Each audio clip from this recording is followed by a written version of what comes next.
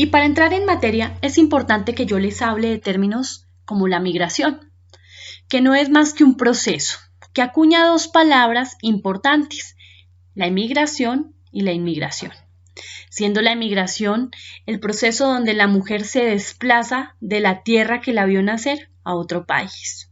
Y siendo la inmigración el proceso de llegada al nuevo país que la acoge. La migración es un fenómeno cambiante y que a su vez es muy difícil de explicar. Tiene mucho que ver con niveles de ingreso, salarios, fuga de cerebro, bienestar que existe entre los países.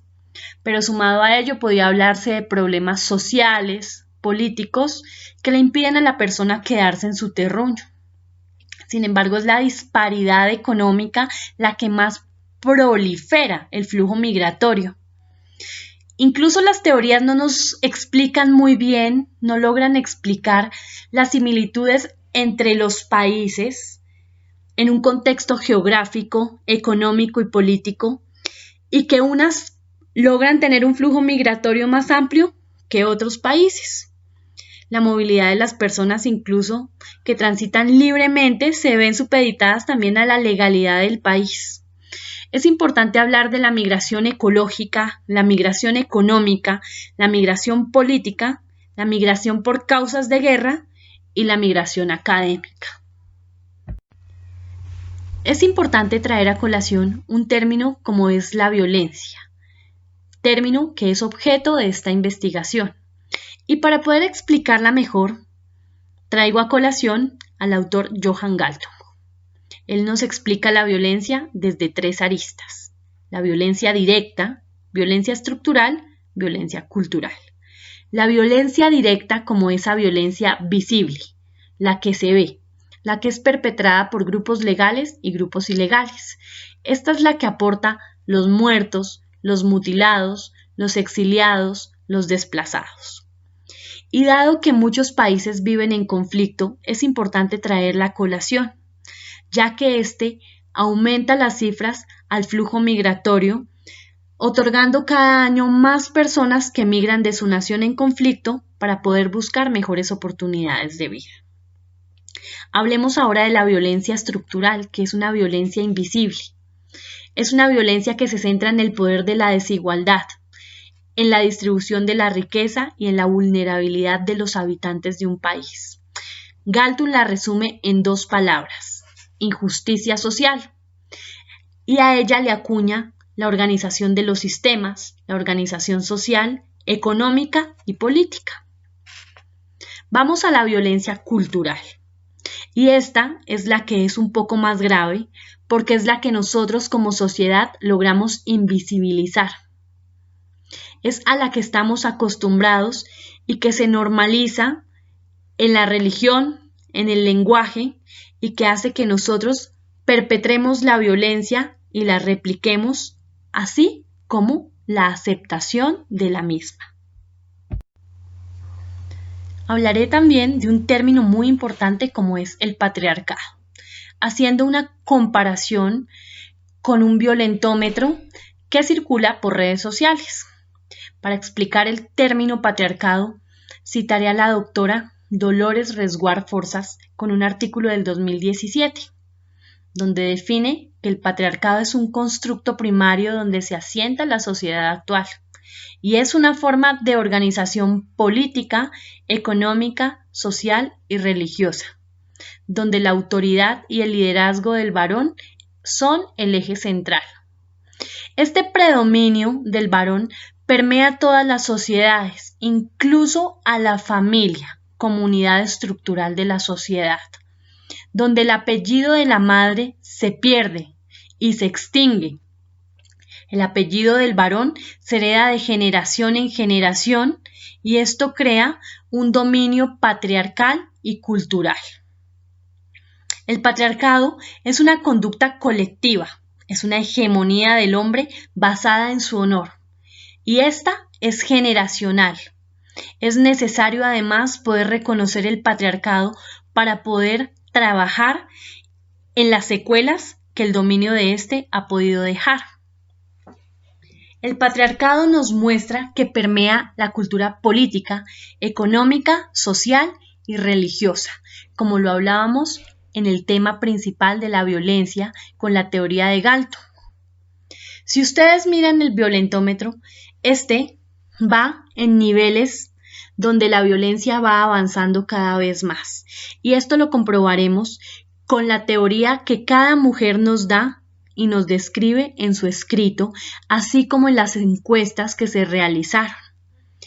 El violentómetro nos muestra que puede empezar desde bromas hirientes, chantajes, ignorar a la persona, celarla, descalificarla, cohibirle, prohibirle, entre otras acciones como la violencia psicológica, la violencia física, los golpes, las agresiones, hasta llegar incluso a violar, mutilar y asesinar. A continuación presentaremos la descripción del estudio a 14 mujeres por medio de encuesta, siendo la primera pregunta: ¿alguna vez migraste a otro país? De las 14 mujeres, 85.7% respondieron que sí, 14.3% respondieron que no. Segunda pregunta: ¿tuviste una relación emocional con un extranjero o extranjera? Respondieron a esta pregunta 13 mujeres. El 100% respondió que sí.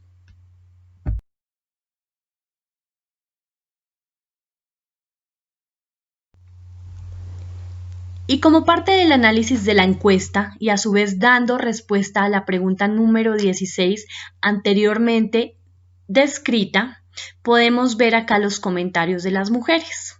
Un agresor lo podemos detectar desde el noviazgo cuando de primera instancia empieza a idealizar. Después poco a poco te van envolviendo y manipulando, pues han detectado nuestra vulnerabilidad. Muchas veces nos muestran señales de alerta o banderas rojas, pero como estamos manipuladas y constantemente pensamos en la idealización que ellos hacen, pues es más difícil que la víctima en primera instancia reconozca al agresor. Otra mujer nos dice: siempre te dicen que será mejor fuera del país y que uno siempre va a poder contar con ellos. Otra mujer nos explica que el agresor se hace notar como una persona demasiado buena y romántica, como si fuese un hombre perfecto al principio y luego empiezan los celos sin fundamentos, el control sobre tu vida e inclusive tu forma de actuar y de vestir. Todo el mundo que te rodea en su país lo apoyó, hasta las autoridades. Hice mi respectiva denuncia por maltrato, jamás se le castigó, jamás le dieron relevancia a mi caso por ser extranjera. Ellos aducían que muchas mujeres hacían este tipo de denuncias para conseguir residencia en ese país, que era muy difícil probarlo cuando habían fotos o golpes y mensajes de texto agrediéndome. Jamás fue juzgado. Sus padres llamaron a migración cuando supieron que yo lo denuncié por maltrato para reportar que la relación había terminado. Otra mujer nos dice: cualquiera que sean los hombres de cualquier país, se debe observar las banderas rojas. Como parte importante describiremos el perfil de una víctima. Es una mujer sumisa, vulnerable, sin documentación, no habla el idioma, no conocía el territorio. Las mujeres tuvieron relaciones quebrantadas con antelación.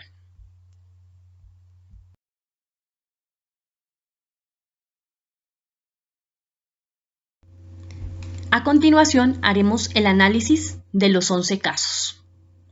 En el número 1 la denominaremos Ale. País: Venezuela. País del agresor: Chile. País de residencia: Chile.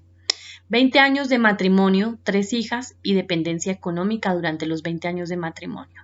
Una vez se divorció, tuvo una relación con un hombre más joven que ejerció en ella violencia física, violencia psicológica, maltratos, humillaciones, amenazas. El hombre era consumidor habitual de alcohol. Las consecuencias en esta víctima fueron baja autoestima, dependencia, inestabilidad, pérdida de credibilidad en las relaciones emocionales. Para el caso 2, tendremos a Chamaca. País: México. País del agresor: Uruguay. País de residencia: Uruguay. Acá hay una curiosidad y es que le apoyaron las instituciones uruguayas, pero la Embajada de México les cerró las puertas.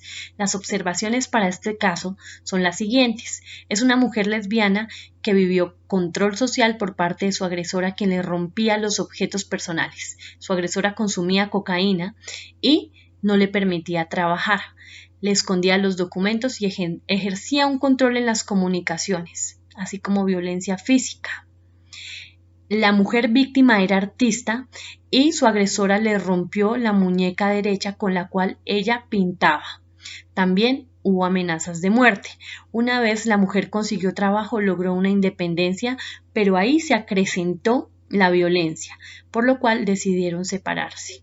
Las consecuencias en esta víctima fueron ansiedad, depresión, tristeza, fue medicada, había un silencio absoluto y una lealtad, lo cual le impedía contarle a su familia. Hubo ideación suicida, soledad, pesadillas e inseguridad.